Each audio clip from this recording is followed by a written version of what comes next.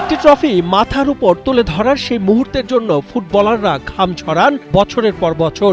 কোটি কোটি দর্শক রোমাঞ্চকর মুহূর্তে নিঃশ্বাস আটকে অপেক্ষা করেন প্রিয় দলের হাতে সেই ট্রফি দেখার। কিন্তু কখনো কি ভেবে দেখেছেন যে ট্রফির জন্য পৃথিবীর সবচেয়ে বড় যুদ্ধ, সেটিতে আসলে কতটা সোনা আছে, এর দামই বা কত?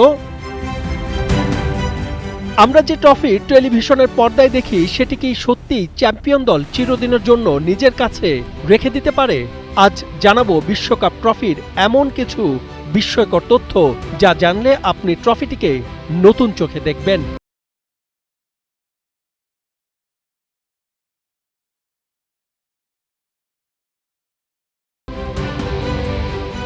বিশ্বকাপের বর্তমান ট্রফিটি প্রথম ব্যবহার করা হয় 1974 সালে। ইতালির ভাস্কর সিলভিও গাজ্জানিগা এমন একটি নকশা তৈরি করেন যেখানে দুই মানব অবয়ব দুই হাতে পৃথিবীকে তুলে ধরেছে। এটি শুধু একটি ট্রফি নয়, এ যেন পুরো পৃথিবীকে জয়ের প্রতীক। আপনি কি জানেন এই ট্রফিতে কত ভরি সোনা আছে?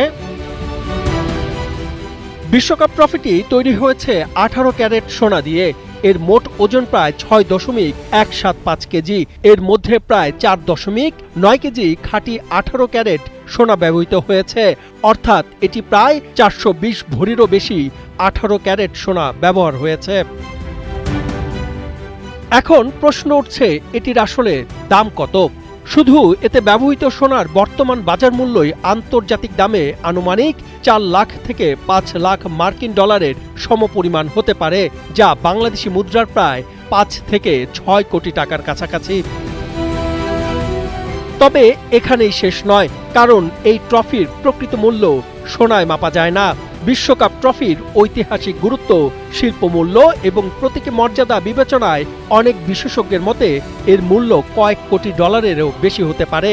যদিও এটি বিক্রির জন্য নয়, তাই এর নির্দিষ্ট বাজার মূল্য নেই। সাদমান সাকিব, কালের কণ্ঠ।